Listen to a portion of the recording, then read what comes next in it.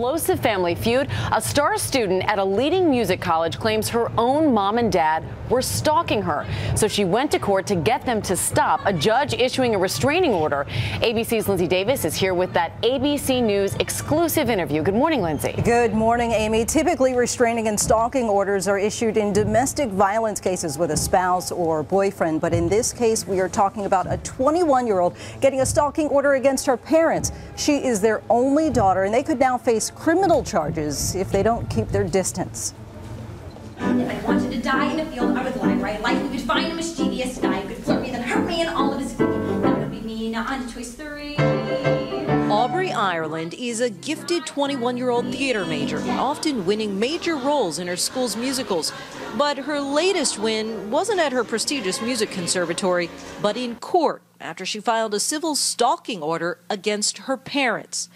Earlier this month, a judge ruled in her favor, ordering that her parents must stay at least 500 feet away from their only child.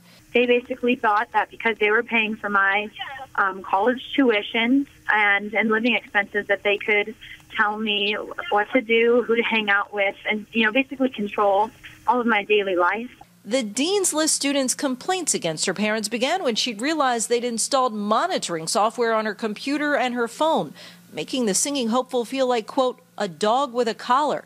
They also paid unannounced visits to their daughter, traveling 600 miles from their home in Kansas to meet with Aubrey's department head, accusing their daughter of promiscuity, doing drugs, and having mental issues to the point where they were considering going to court to order that she get treatment. My mom has always been very overly involved, and I would have to get on Skype all the time and show them that I was in my dorm room, or like there were nights where I had to leave my Skype on all night.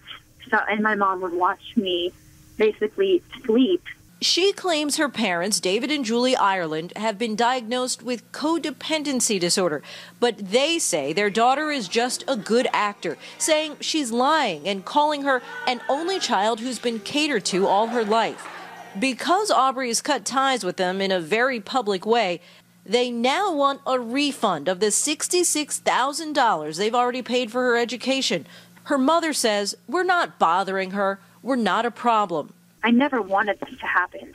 That's the last thing I wanted, but I wasn't in control of my life at all anymore. I knew that they were holding me back emotionally, mentally, and professionally, and that it got to the point where that was basically my last option. Psychologists say boundaries can be tricky for parents with college-age children.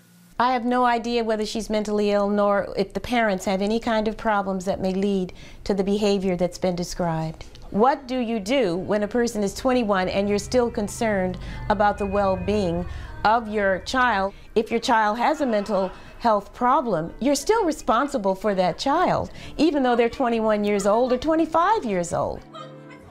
At a court intervention earlier this month, mediators told the Islands that they were the issue, not their daughter. When they then stopped paying her tuition, Aubrey was given a full scholarship from her school for her senior year. We did reach out to the Islands, but got no comment.